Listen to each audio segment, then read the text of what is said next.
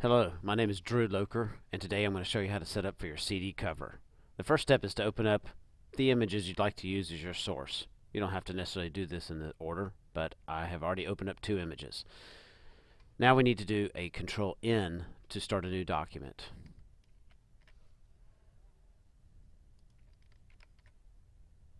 The dimensions are width 9.5 by 4.75 by 300. I'm hitting a tab to go between those fields.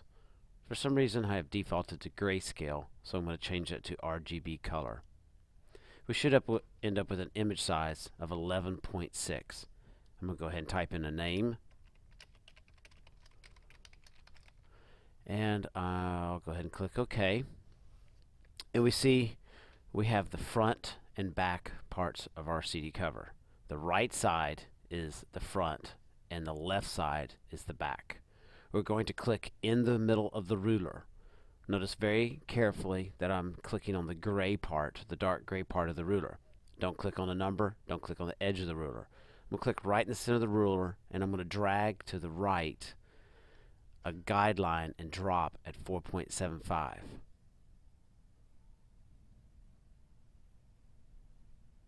And it just has to be pretty close. That's going to be pretty close right there.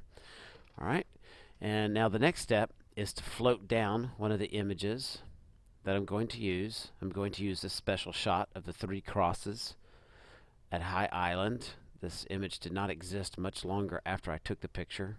It was up for about a year and went down there to take the picture, so I like this picture for its uniqueness. Not so much in the angle or anything artistic that I did, but just the fact that it doesn't exist anymore.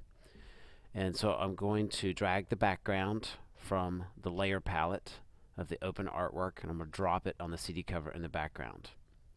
I'm going to go ahead and close up the crosses because I don't actually need it anymore. Then I'm going to click the letter V, and I'm going to move it into position. I see my handles in the upper left hand corner. If you cannot see your handles, one of the things you can do is move the corner into position. And then I'm going to resize it. I'm going to hit pause for just a second while I resize it. Okay, now one of the things you see, I have moved it into approximate position so that the left edge of the picture and the right edge of the picture are bound by the sides of the CD. As you notice here, because it's a vertical, it fits pretty good.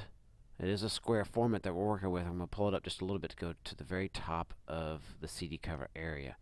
And I'm going to go ahead and hit the enter key to accept the changes.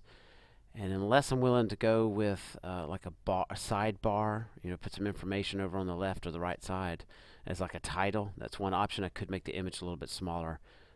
In other words, I could hold down the shift key and resize it a little bit more so I could get more of the image, and then I could make a sideways text box over on the left side if I wanted to. But for simplicity, I'm just going to use this. Okay, I've gone ahead and moved in the back of the CD cover into position. But let's say the simple way to do this is just to place it and do the best that I can, and that's pretty good. But what if I wanted to move the center of the spider web over just a little bit? Now I could bring the layer 1 up and cover the web so I don't have to crop it. But what if that's not exactly what I want? So let's go back and bring layer 2 back up to the top. And let's say I wanted instead to crop part of the image off. Now you can't use the crop tool. If you use the crop tool, you'll actually cut your CD cover down to size, and you don't want to do that. So we have to use the marquee selection tool.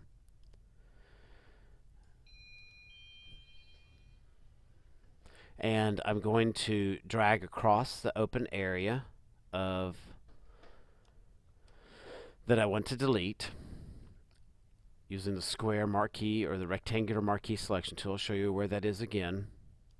And then I drag across the area that I want to keep. Now make sure the correct layer is selected over in the layer palette, otherwise you'll either have no pixels selected or you will be on the wrong layer. So I am on layer 2, and I'm going to hit the delete key. And that's pretty much all there is to putting the artwork in place. We're now ready to begin working with the text. Do a Control D to deselect, click the text tool, and start laying out your text on both the front and the back.